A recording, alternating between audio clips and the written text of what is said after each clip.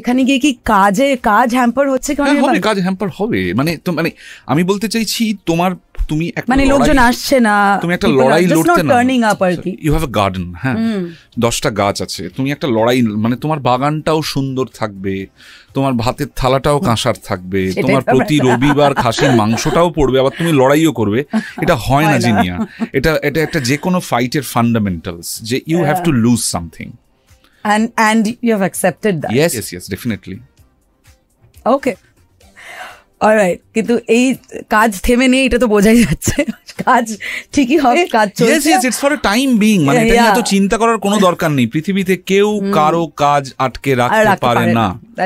Second world ওয়ারের মতো ভয়ঙ্কর সময় যা সমস্ত কাজ হয়েছে, বিভিন্ন জায়গায় বিভিন্ন রেজিম চলেছে, তারা সমস্ত রকমভাবে কাজ বন্ধ করার চেষ্টা করেছে।